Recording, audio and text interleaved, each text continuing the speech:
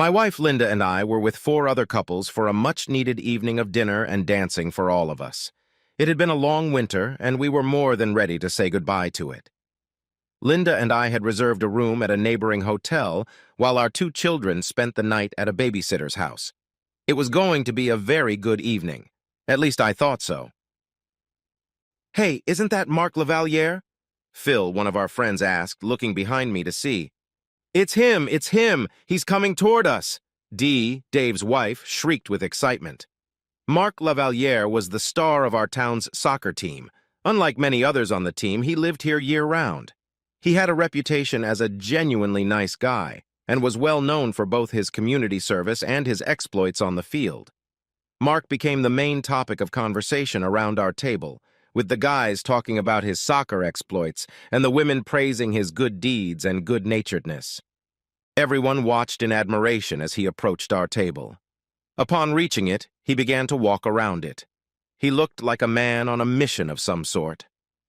"Hi, I'm Mark. Would you like to dance?" He stood behind Linda's left shoulder, holding out his hand to her. I felt Linda gasp. She threw my hand away as if it were a hot potato. I watched numbly as she turned her back to me, reached out to Mark with her right hand, which almost disappeared into his big paw, and rose gracefully from the chair. "Hey, man, now my feelings are hurt? I thought she was only dancing with you tonight," Dave smiled, teasing me. "Yeah, I thought so too," I muttered. "Relax, Jim, it's just a dance," Jane tried to reassure me. I tried to believe her, but I couldn't shake the bad feeling I had about it. The musicians played a couple quick songs, and our entire table watched them dance. So did everyone else in the room. Mark was good, much better than I was, and Linda was clearly pleased. Her partner and her dress came together to show off her flawlessness. "Don't they look great together? Come on, Jim, let's join them," Dee invited me, clearly trying to distract me. "Thanks, but no thanks." The next song was slow. I watched Linda melt into his arms, fitting perfectly into him as if she belonged to him. He was good at it too. Lots of practice, I bet. Sour thought I to myself. Mark said something to Linda. She smiled sweetly as she replied. He wasn't doing anything I could legitimately object to. He danced no closer to her than I danced to Dee or Jane. His hands were nowhere near her, somewhere they shouldn't be. Another slow song, a ballad this time. I could see the leader of the musical group watching my wife and her partner, taking cues from them. Mark was smiling as he held Linda in his arms. He was clearly pleased with what was happening. I'd already seen enough of this. I rose from my chair and felt Jane's hand on my arm. "Wait, Jim. Give her this. Don't ruin it." I pulled my hand out and looked at Linda's face. She clearly wanted to be exactly where she was and nowhere else. She didn't want me to interfere. I leaned back in my chair. Finally, the song ended. Mark nodded to the band leader, who started a faster song. He and Linda left the dance floor, smiling but not touching each other, not even holding hands.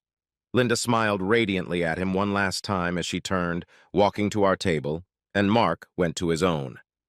There is little difference between a woman's best smile and her second-best smile. Unless you know a woman well, you probably won't notice it at all. As Linda approached our table and our gazes met, her best smile was replaced by her second-best smile. That's when I realized we had a problem. "I keep telling you that you're the most attractive woman here," I whispered in her ear as I sat her down at the table. I took her hand and held it with both of my hands.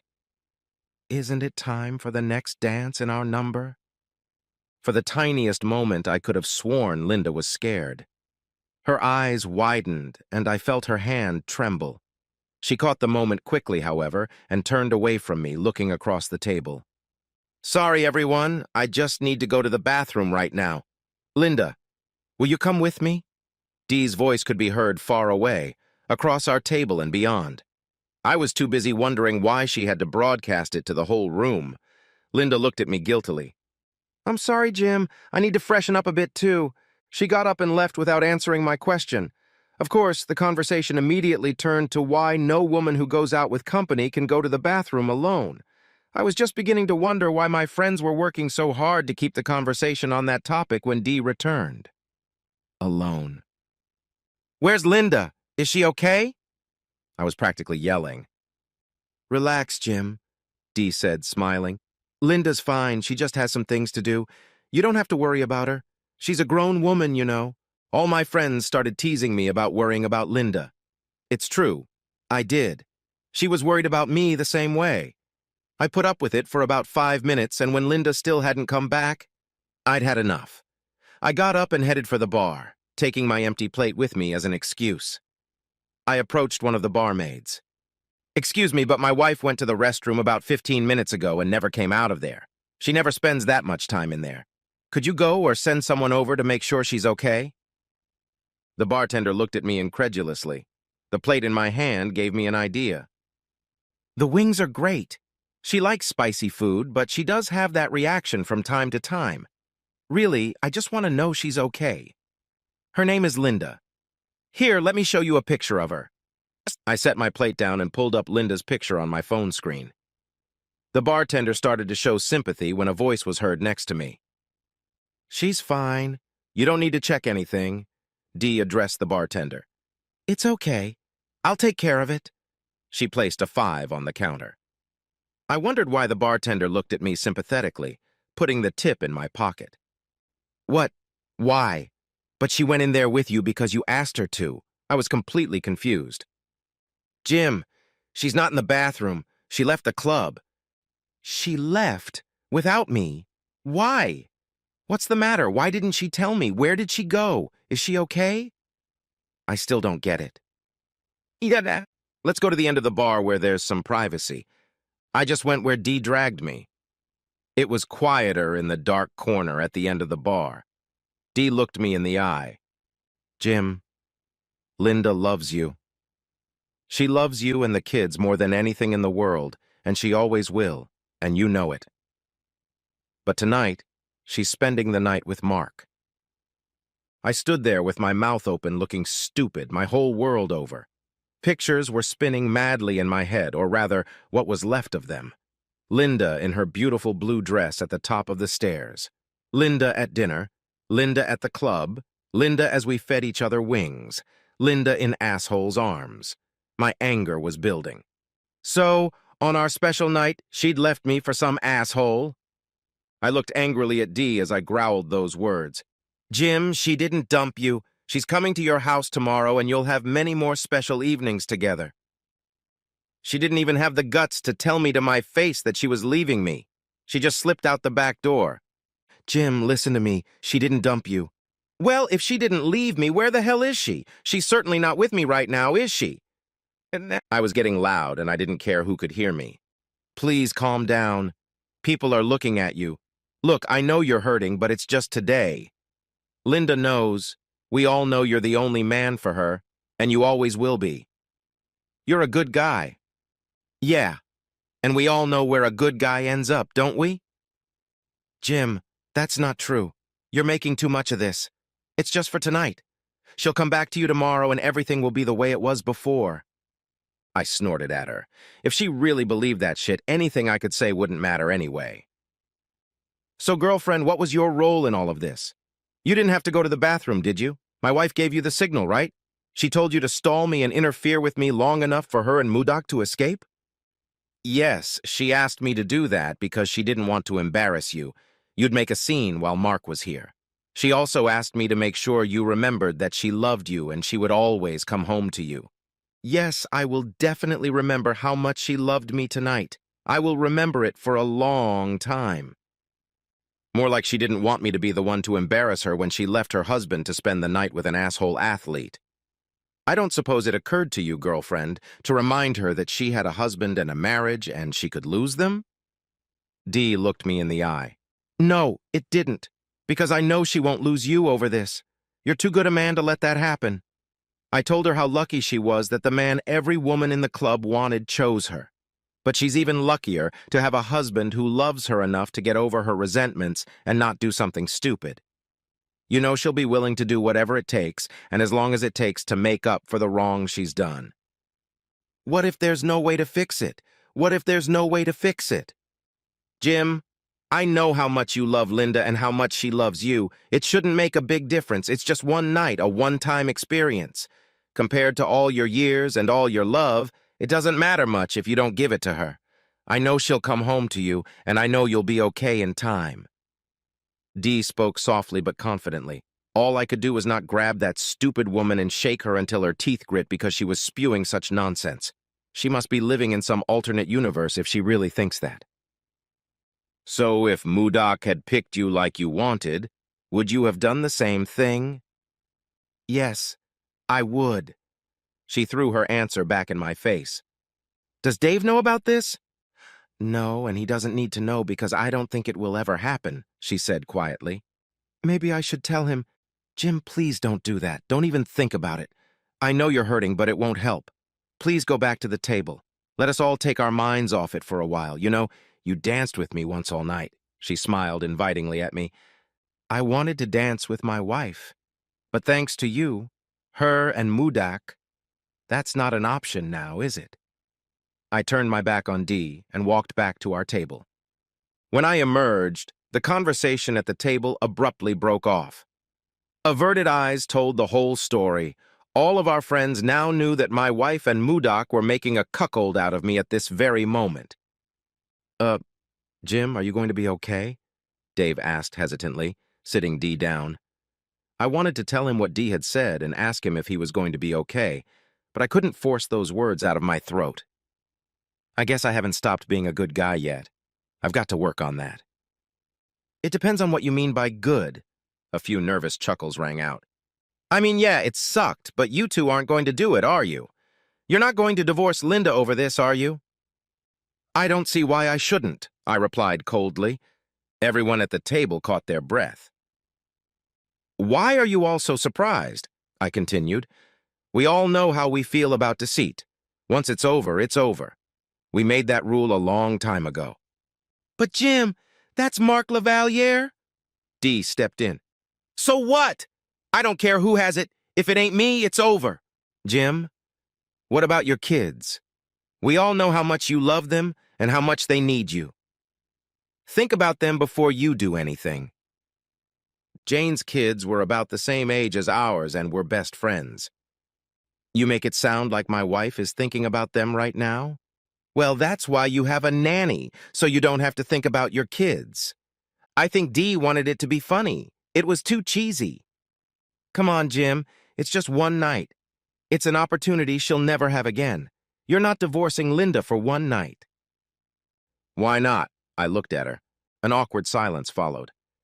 "Jim, try thinking about it this way. Maybe it will help." Jane tried to sympathize. "What if the Sports Illustrated swimsuit cover model was here tonight? Let's say she picked you out of all the men here to dance with you and then offered to spend the night with you. Can you honestly say you wouldn't be tempted by that? Can you honestly say that you would refuse such an offer?" The pleading expression in Jane's warm brown eyes made her look like a particularly cute puppy, and it usually got her what she wanted. But not this evening. I stood up and looked at Jane. "Yes, I would be tempted, but I would turn her down. You see, I have a wife, and I don't want to hurt her. At least that's what I would have done before tonight." There was another deafening silence. I looked around the table, glaring at each of my former friends who were all on the side of my cheating wife. At that moment, I sincerely hoped to never see any of them again. I pulled out a 20 and tossed it on the table. "That's just for me. You all cover the whore I came with. You can pay her bill too." I turned around and walked out of the club. My anger cooled as I walked the block and a half to the hotel. It was replaced by the deepest sadness I'd ever known. Linda and I were supposed to make this walk together, holding hands, chatting with our friends about what they were going to do when they reached their rooms, and in turn, annoying us. She was supposed to hold my hand and tuck her face into the sleeve of my coat when the conversation got into too risky territory. Instead, I was alone. Alone, I rode the elevator, trying not to think of the times Linda and I had taken elevators at other hotels. Alone, I entered what was supposed to be our room. Alone, I faced the wreckage of our special night. I turned on the light and closed the door behind me. Suddenly, I felt very tired. I threw my winter coat on the floor and headed for the bedroom. There were Godiva chocolates on every pillow. In the middle of the bed lay a bra and panties I hadn't seen before. They were a deep blue color, darker than her dress, trimmed with black lace. In my imagination, I could see her parading around in them with that combination of love and sensuality in her eyes that she had felt for me, which had been all mine until tonight. I gently took the lace in my hands, as if by holding it, I could bring her back to me. It didn't work. I cried. My wife, my sweetheart, my best friend, had been taken from me by another man. He grabbed her carelessly, easily, right in front of me, as if he had every right to do so. He didn't care what she meant to me. All he saw in her was a beautiful one-night-stand sex toy, and she let him. I didn't matter enough to her to try to put up even the slightest bit of resistance. It was as if she, too, thought he had a right to her, stronger than the right I had earned over nearly a decade as a faithful and loving husband. Yes, it was only supposed to be for one night, and the next morning, I suppose. So, what would he leave that night in her heart, mind, and feelings? What could I do to compare, let alone compete, with the hero of the town, handsome stud Mark Asshole Lavaliere? Thinking about what we planned to do in that room, I realized I couldn't sleep there. At home, in our bed? No, that would be even worse. In another hotel. That was stupid. I'd already bought a hotel room, maybe in one of the kids' rooms. That could work. I repacked Linda's suitcase and my own, ate both chocolates, useless to throw them away, but tossed the soaked bra and panties into the wastebasket. They were empty and useless without Linda, just like our special night. I was sitting in the living room when Linda finally made it to our house shortly after noon. She was trying her best to act like nothing had happened. I had to appreciate her acting skills. I just hoped mine was as good. Jim? Jim, I'm home. She sounded like she always did when she got home from work. She closed the front door and turned on the light. I turned to look at her. Was the night and morning with Mark everything you expected? I asked in a hopefully neutral tone. Everything and more. When she looked directly at me, there was sympathy and determination in her gaze. This was the best sex of my life. I knew it was going to be amazing, I admitted. I bet his tool is pretty big, isn't it? I have to say, you're taking it a lot better than I thought you would, Linda replied, smiling. He's a big guy, so I'd say his other assets were in proportion. It took a little getting used to. I'm so glad we can talk about this. It's going to spice up our lovemaking. It will be even better, Linda predicted optimistically. The night was too amazing not to share information about it. I showered and cleaned myself up really well before Mark brought me home.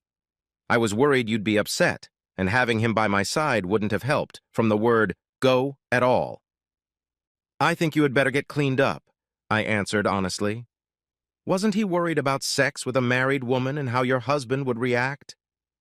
Not really. In fact, he seemed turned on by the fact that I was married. He told me that a married woman was better and I was one of the sweetest he'd ever had. I know he said that just to compliment me, Linda admitted, but my motor really started up when he whispered that to me. All this talk is turning me on. Why don't we go upstairs? Does he like married women? You think he was trying to turn you on? Does he turn on a lot of married women? I asked. Did he say he was trying to impregnate you? No, Linda exclaimed. He never talked about getting me pregnant. What kind of husband can think like you? And my opinion wasn't taken into consideration, I replied. If he gets you pregnant, at least we can get child support from him. I don't have to get pregnant, Linda insisted. I'm still a couple days away from my fertile period. I don't want to have a baby with him. Why would you even suggest something like that? Don't roll up your panties into a tutu if you're wearing them, I retorted. You had unprotected sex with a soccer player producer. His swimmers can work wonders, even as we speak. Everyone in the family knew I'd had a vasectomy after the birth of our 2 children.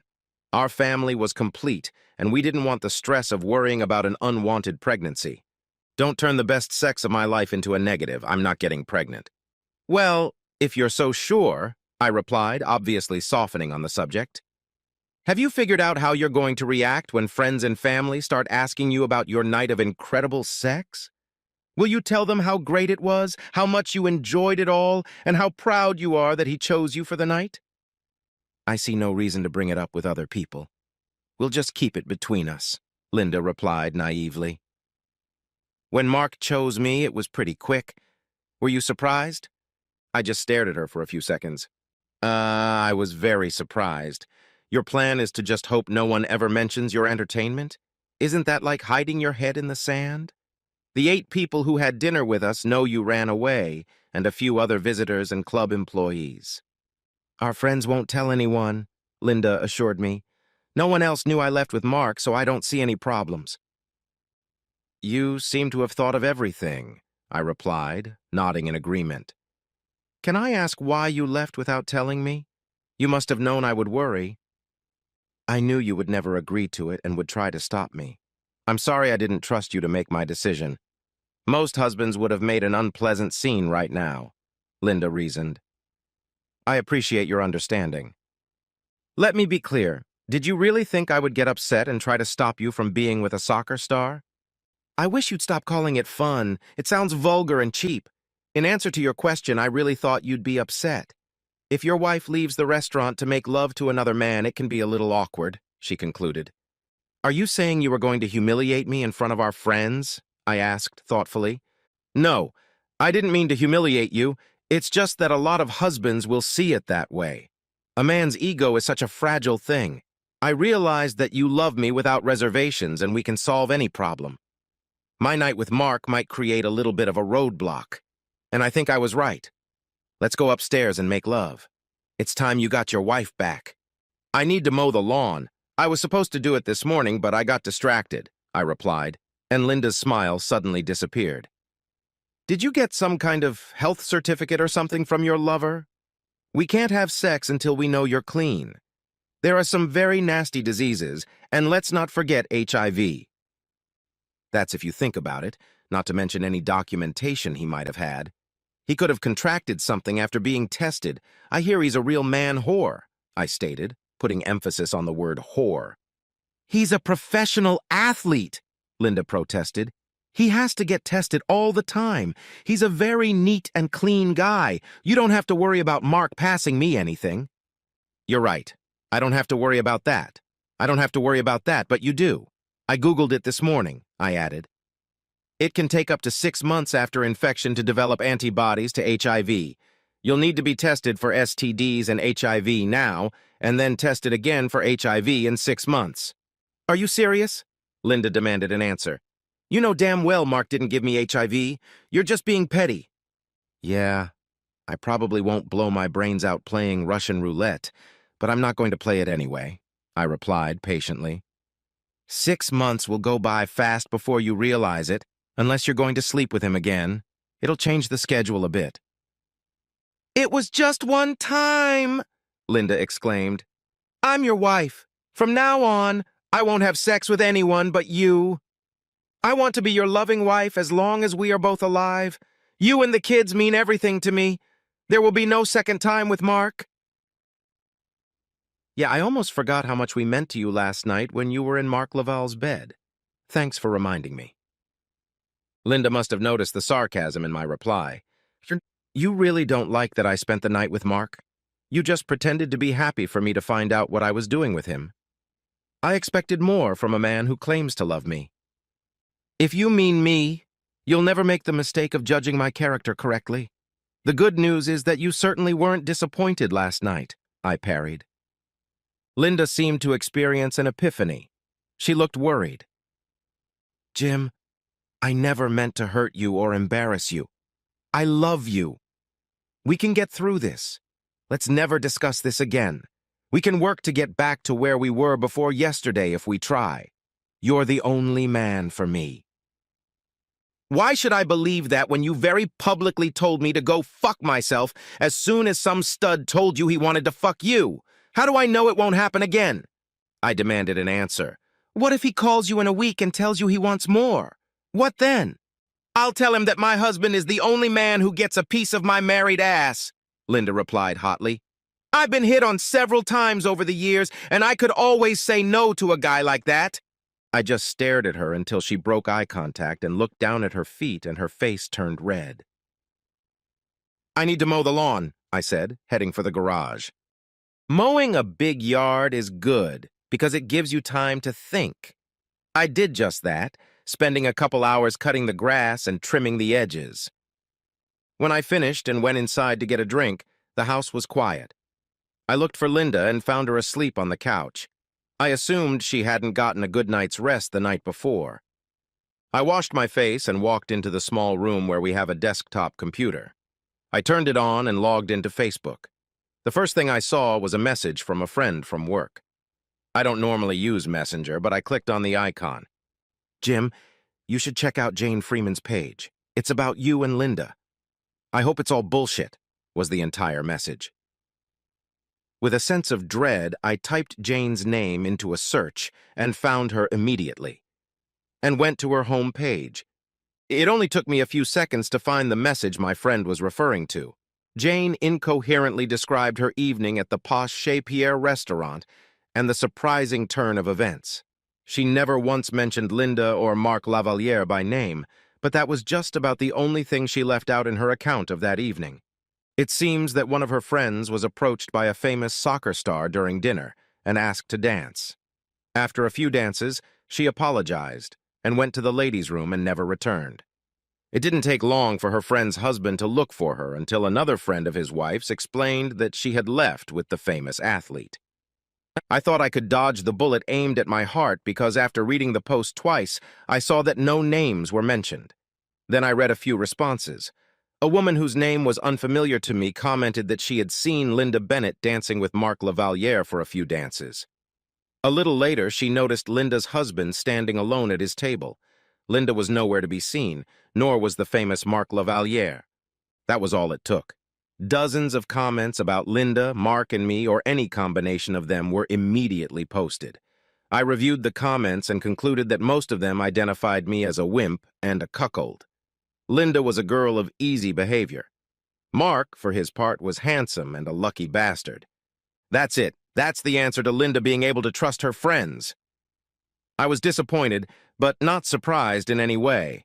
People love to talk, and Linda gave her so-called friends a great excuse to do so. Oddly enough, the words they called Linda bothered me more than my new nicknames.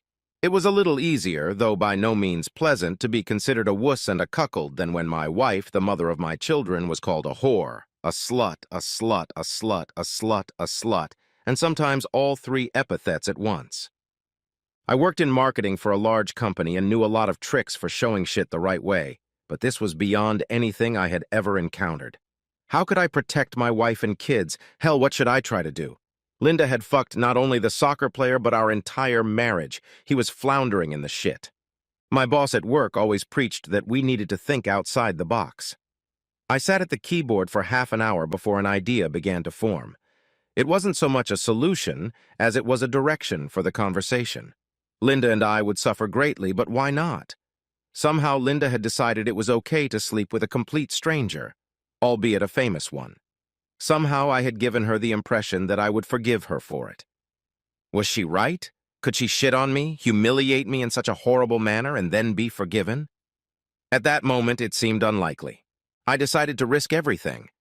Linda wouldn't hesitate to screw the slick bastard and humiliate me, seriously jeopardizing our marriage. Why was I being so timid? Hell, I was already pretty well shaken up. In a divorce, she'd get custody of the kids, child support, along with the house. I'd just get some more shit, but this time from a legal standpoint. And really, there was no reason to worry about anything anymore. My wife, her lawyer, and the legal system would have combined to be the perfect storm for me. I should view anything short of serious injury or death as a victory. I was already well shoehorned in, so I threw all caution aside. Basically, I had nothing to defend or fight for. Linda had publicly emasculated me. I'd been called God knows what, so why not run away? Let the chips and shit fall wherever they may. I opened my Facebook page and started composing. It took me half an hour to list everything I wanted to say, but I felt like I'd already laid it out pretty well by the time I hit the enter key. It was Sunday, and we always went to lunch at Linda's parents' house that day. When she walked into the bedroom, I was already in the shower and about to put on clean clothes. "Why didn't you wake me up? Now I have to hurry or we'll be late for dinner," Linda complained as she began to undress. "Since you spent most of last night having the best sex of your life, I thought you could use a break," I replied calmly. Who cares if we're late or not? Your mom loves you, so she'll forgive a small transgression of yours, like being a few minutes late for dinner. I know she'll forgive me, Linda objected. The problem is why we should make her cook dinner for us if we don't have to. It's just out of consideration. Are you trying to tell me you think you're considerate? I shouted at Linda. I'm trying to be. You're still upset about last night. You know, I couldn't tell you I was leaving with Mark. You would have made a scene and embarrassed yourself with me. So you just ran away, leaving me to deal with my humiliation and embarrassment. You think that was considerate? I practically roared. It would have been better if Mark had beaten you up if you had tried to stop me from leaving with him, is that it? It was tactful of me not to let you know my intentions. You'll get over it soon enough. It was just sex. You're the man I love. That's why I didn't want you to get hurt. Linda explained what I thought was strange logic.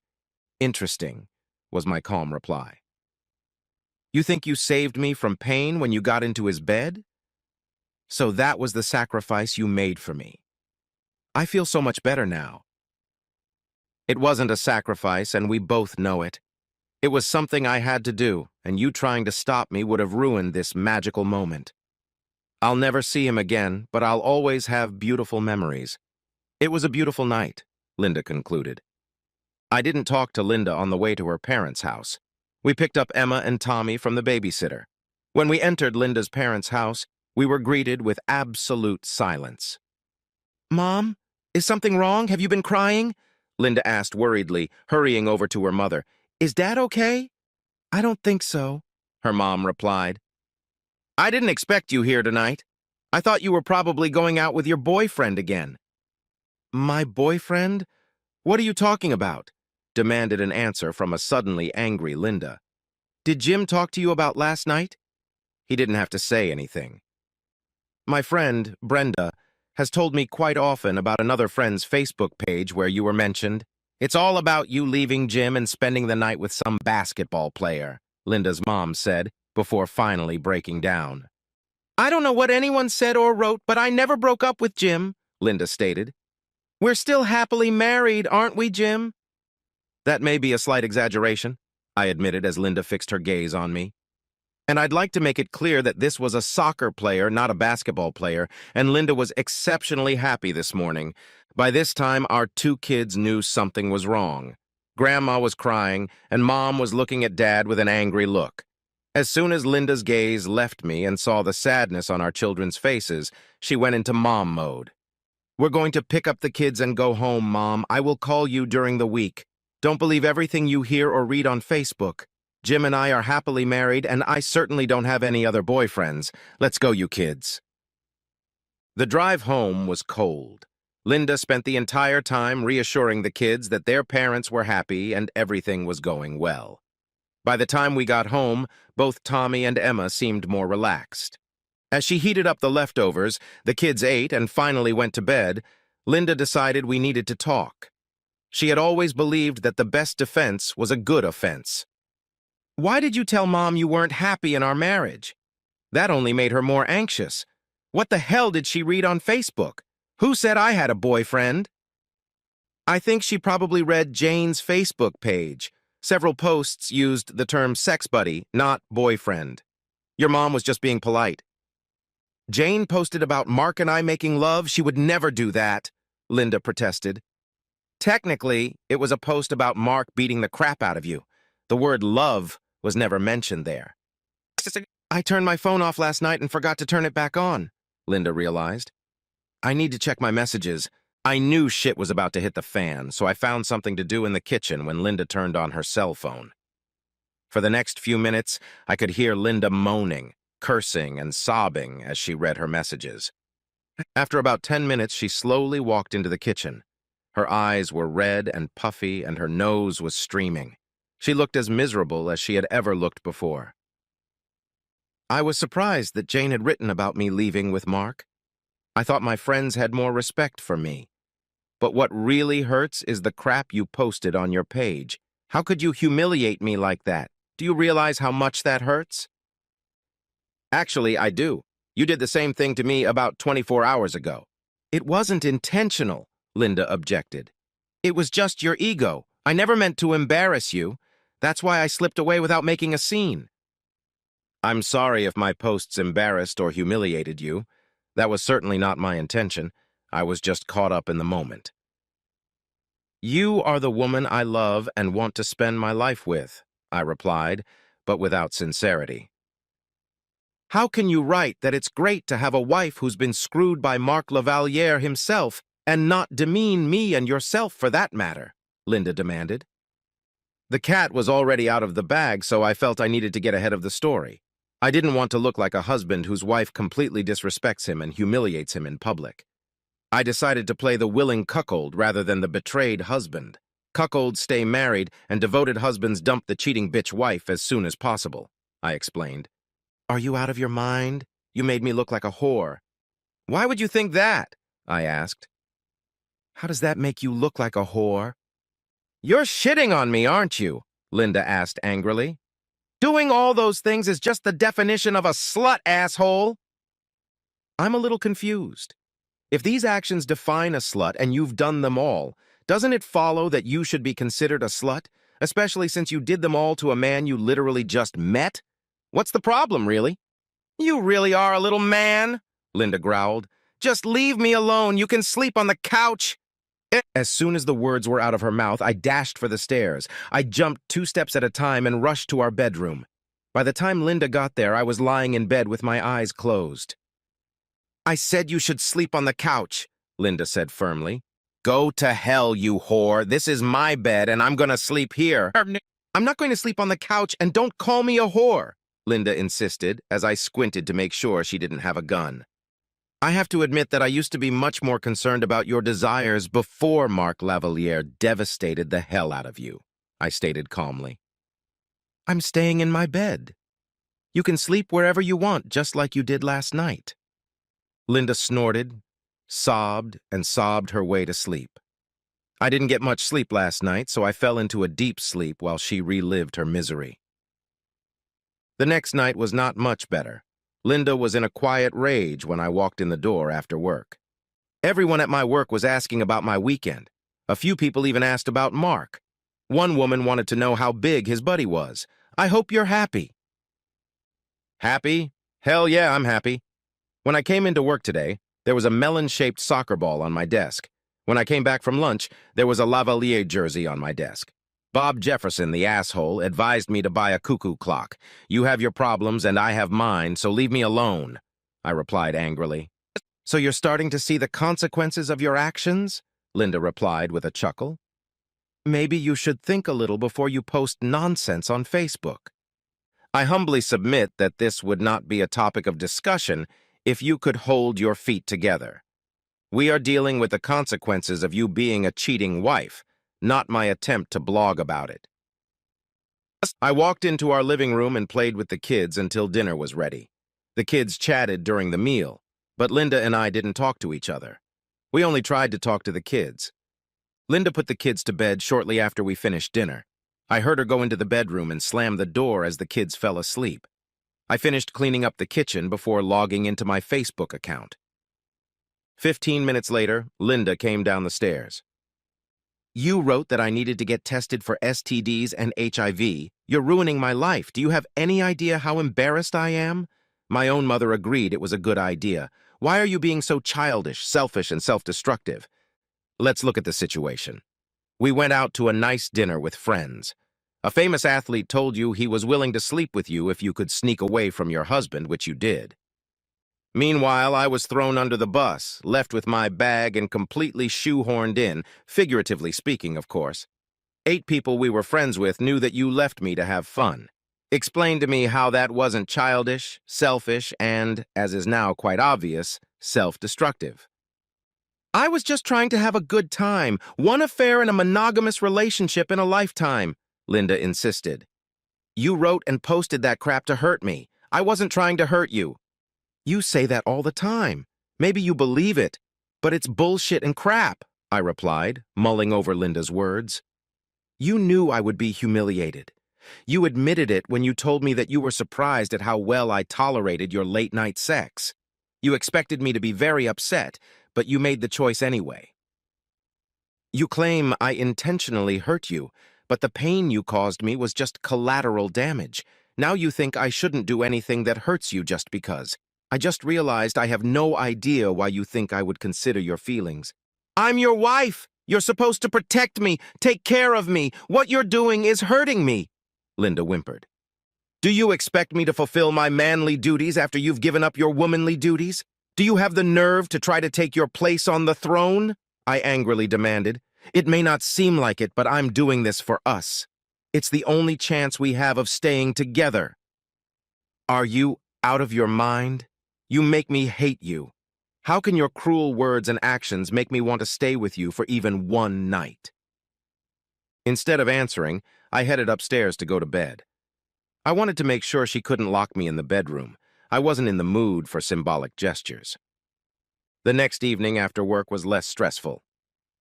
I made an appointment with our doctor today to get some blood work done. That seems to be the one thing everyone who makes a comment on your page agrees on. I realize now that I should have made Mark wear a condom. Realizing she still didn't understand anything, I silently went and changed my clothes. I spent a few minutes on Facebook before I was called to dinner. I was washing dishes when Linda walked into the kitchen. You want me to take a pregnancy test? I told you I was probably safe. I'm sure you are, Linda said firmly. Publishing that comment was petty and mean-spirited. You really are an ass. As you might expect, the environment at my work was horrible. When a man shows weakness to other men, they approach him like a pack of wolves. I was a constant target of jokes and nasty comments. It was a real test of my discipline and determination to endure the entire workday, and it seemed to get worse every day. The next evening, when I walked in the door, Linda was already waiting for me. I managed to get a doctor's appointment this morning. I had all the tests done, including a pregnancy test, even though I'm pretty sure I'm not pregnant. It was pretty embarrassing. The doctor and his staff all knew why I needed these tests. They never said anything to my face, but I could hear the giggles and chuckles in the hallway. It will take a few days to get the results. I have a favor to ask of you. If Mark really did infect me or get me pregnant, could you please not publish this?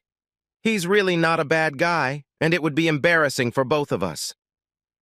I looked at her like she had two heads before turning around and walking away. She was still claiming the bastard was a good guy. Nice guys don't sleep with married women. It's called fucking breaking vows.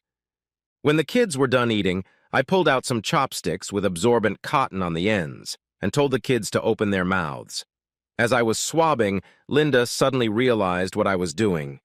Jim, they're yours. You don't need to check them. I read that damn Harry's proposal. He was never your friend before this problem came up. Don't listen to him now, Linda pleaded. It's very important for me to make sure they're mine, I replied icily. The children looked and acted so much like me that I had no doubt about their paternity, but I still didn't think Linda understood that. She didn't accept the seriousness of her actions. She denied it, blaming me for the storm of shit that followed. But she never admitted that she had made a bad decision and never thought badly of her soccer player. Friday was a particularly bad day at work. The guys were trying to set up for the weekend by putting pressure on me. I did feel that some of them were tired of the way I was being treated, but they were in the minority. It's getting harder and harder to do my job, Linda admitted, as she put the kids to bed and returned to the kitchen. The men keep suggesting that I slip away with them. What makes them think I have time for them?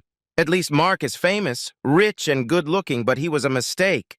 I can see that now. Could you just give me a hug tonight? I don't expect you to want anything more than that, especially before my test results come back, but we've been fighting all week and I'm tired of it. We never went crazy in bed, at least not before I went to bed with this jerk. I miss my husband. I held Linda until she fell asleep that night. It wasn't easy for me. Every time I thought about touching her breasts or thighs, I saw Mark fucking Lavalier playing with her breasts. All I could do was not strangle her while she slept. It was a relatively quiet weekend. I did a few things around the house, played with the kids, and caught up on lost sleep. Linda was doing about the same. I was devastated to see Linda and felt no desire to touch her or hug her. I knew I still loved her, but her disrespect for me was too much. Monday at work was much the same, but I tightened up my defenses and didn't let it bother me much. Bullying requires a victim who reacts in a certain way, and I refused to be that victim. The pleasure of riding my ass was dwindling just as I had anticipated. That evening, just after dinner, there was a knock on the door. Linda was putting the kids to bed, so I was alone when I opened the door. A man in a suit with a briefcase stood waiting for me to invite him in. I nodded, showing him to follow me into the kitchen. "Mr. Bennett? I'm William Morris. I represent Helping Hands, a local charity that helps disadvantaged children pay for school supplies." "You represent?" I was surprised. "You sound more like a lawyer than a representative. Okay? An advocate rather than a representative?" That was very funny when I first heard that about 30 years ago. "I'm a lawyer. I am here to offer you a substantial fee to stop your negative references to Marc Lavaliere in print, on the internet, or anywhere else." "You want to give me money to stop mentioning what an asshole your asshole client is? Does all the negative publicity have such an impact on your fundraising?" I asked, not even trying to hide a smirk. "That and the letters you've sent to our sponsors, clients, and directors," the attorney admitted. "You have hindered our efforts more than I can say. I'm here to offer you $10,000 to stop this and refrain from further action. Does that interest you?" "A little," was my reply. "Your fucking client used his fame, wealth, and beauty to seduce my wife, thus making our lives a living hell. Linda has been the best wife, lover, and friend a man could ever have. She is a great mother, a loyal friend, and a respected member of society. Your client intentionally lured her into his bed with no real interest in her or concern for her feelings, her family, or her position in society. I felt like the happiest person in the world every day we were together until your client, that fucking snake, slipped into our garden. $10,000 won't get me out of this shit. I'd rather have my wife's loyalty than any amount of money, but this asshole has already fucked it up. Go back to that motherfucker and tell him I'll never mention him again. Plus, I won't mention his name for the child's birth certificate and for getting him child support for the next 21 years or so if I get $1 million in my account by next weekend." "That's nonsense," the attorney immediately replied. "I'm only authorized to get to 25,000. "Well then screw you and the horse you came on," I said with a snarl.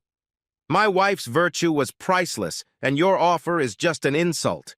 Now that's $2 million, and I'm going to need it by the end of the week, or you're going to read about how I'm going to raise Lavaliere's son to play for the fucking Patriots. Now get the hell out of here. I don't want to see you again if you don't have money in your hands." I led the muttering man out the door and slammed it shut. Linda came toward me as I turned around. "I heard the whole thing. I really screwed up, didn't I? I had the best husband a woman could ever want, and I pissed him off because of my fantasy. It wasn't a night of incredible sex. I just tried to tell myself it was. I had made a huge mistake, but I couldn't admit it even to myself. I'd rather have my life back with you than be with that asshole. I'm sorry, Jim. I was wrong to disrespect you and embarrass you. I just pray you don't divorce me, but I won't blame you if you do." "That was a long time ago," I said to Linda as I opened the refrigerator and pulled out a beer. "I won't make any promises about not divorcing you. You definitely deserve it. Let's see how I feel in a week or two." Thursday, I got a call from Morris. "Mr. Bennett, my client is a charity. Can we, as members of that community, ask you to waive your extravagant request? Think of the children we can't help if we give in to your demands." "I look like I came in with a fucking pile of pumpkins?" I yelled into the phone. "I Googled you motherfuckers. As far as I can tell, your help only reaches a few kids. Over 90% of your budget goes to expenses like huge salaries, vacations, meetings, and promotions. If you want me to release this vile bastard, wire me $2 million before the banks close tomorrow. If you contact me again for any reason other than receiving instructions to transfer funds, the price will go up another $1 million. Philanthropists, my ass." Friday afternoon, I received a call from Morris informing me that the money had been transferred. I immediately logged into my account and saw the $2 million deposit. That shitty sandwich Lavaliere served me tasted a little better. When I got home, Linda was making dinner and the kids were playing in the living room. "We're putting the house on the market tomorrow. I announced. I don't want to live here anymore. Where am I going to go? Very depressed, Linda asked. What about the children? Are you taking them away from me? I was thinking of a warmer place. Maybe Hawaii or Florida, I replied with a smile. The kids will come with us. What about our jobs? There won't be much money from the sale of the house. How will we live, pay rent, and buy food? Linda asked. It's not that I don't want to leave here, but we have to be practical. We're going to make a fresh start. We have enough money to last us until we get a new job and find a good house. Lavaliere managed to soothe my ruffled feathers for the sum of $2 million. If you ever pull a stunt like that again, you'll be pecking shit with the chickens, I warned. We got lucky this time, but I'm still mad at you. Every piece of ass that gets ripped off of you belongs to me. It can't be sold, borrowed, rented, or bought. Is that clear? Crystal clear, Linda replied. I guess my news doesn't compare to yours. My tests came back. I'm clean, not pregnant, and horny as hell. Can you find it in your heart to want to sleep with me out of charity? You're being offered a $2 million piece of ass for nothing. Don't kid yourself, I replied. That's for 10 huge chunks of ass. My marketing and negotiating skills have brought us a lot of money. You have to realize that I'm going to be miserable to live with for a while. It will take time to get over your betrayal. If I ever have any inkling that you're cheating on me, I'll find a nuclear bomb and detonate it. Don't worry, Jim. I've learned my lesson. It was a hard lesson, but I've always heard that hard lessons are the best lessons. I just want to love you and be loved by you. I'm ready to start over. It's going to be an adventure. Will you miss your friends if we move 1,000 miles away or more? I asked. My friends? They tricked me, Linda snorted. At the moment, you're the only friend I have. Now that I think about it, you're really the only real friend I've ever had or needed. I only have one request. Please don't ever come back to Facebook.